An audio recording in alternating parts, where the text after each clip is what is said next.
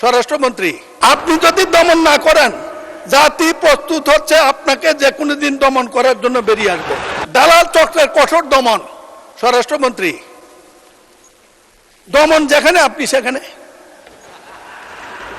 আপনি যদি দমন না করেন, জাতি প্রস্তুত হচ্ছে আপনাকে যে কোনো দিন দমন করার জন্য বেরিয়ে আসবে।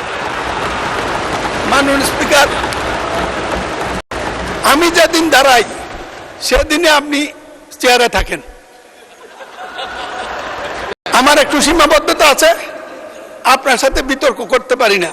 আমি বলছিলাম সময় যখন দেবেন, ইচ্ছা করে কিছু কথা বলার জন্য দিয়ে, যাই হোক 6 মিনিটে যথেষ্ট দিয়েছেন, আপনাকে ধন্যবাদ।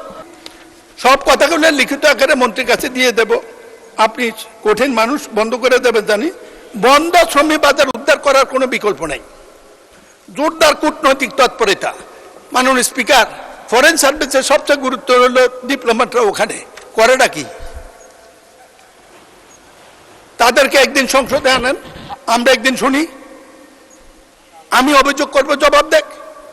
এই সংসদীয় কমিটির কথা দরকার নেই, অলরেডি সংসদীয় কমিটি গঠিত হবে শ্রম মন্ত্রণালয়ের। শ্রম মন্ত্রণালয় যাকে দেবেন উনি থেকে এদেরকে ডেকে জিজ্ঞেস করুক লোকরা নির্যাতিত হয় কেন, পাসপোর্ট দেওয়ার সমস্যা কেন। মাননীয় স্পিকার, দালাল চক্রের কঠোর দমন। স্বরাষ্ট্রমন্ত্রী, দমন যেখানে আপনি সেখানে। আপনি যদি দমন না করেন, জাতি প্রস্তুত হচ্ছে আপনাকে যে কোনো দিন দমন করার জন্য বেরিয়ে আসবে। মাননীয় স্পিকার, আমি যেদিন দাঁড়াই সেদিনে আপনি চেয়ারে থাকেন। আমার একটু সীমাবদ্ধতা আছে, আপনার সাথে বিতর্ক করতে পারি না। আমি বলছিলাম সময় যখন দেবেন, ইচ্ছা করে কিছু কথা বলার জন্য দিয়ে, যাই হোক 6 মিনিটে যথেষ্ট দিয়েছেন, আপনাকে ধন্যবাদ।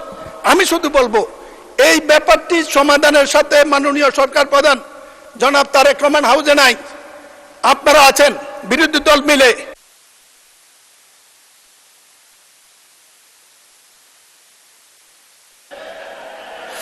আরেক মিনিট। যদি আমাদের ইজ্জত, 24-এর ইজ্জত, মুক্তিযুদ্ধের ইজ্জত, দেশের ইজ্জত, বিদেশি ডলার ইনকামকারীদের ইজ্জত, এই রিমান্ডার যোদ্ধাদের ইজ্জত, জাতির ইজ্জত রক্ষা করতে চান, একটি কাজে করেন, যে কোনো কারণে হোক এদের উপর নির্যাতনকারী ম্যানপাওয়ার ব্যবসায়ী এবং বিদেশি দালাল তাদের বিরুদ্ধে কঠোর ব্যবস্থা নেন, তাদের মুক্তি দেন। ধন্যবাদ মাননীয় স্পিকার।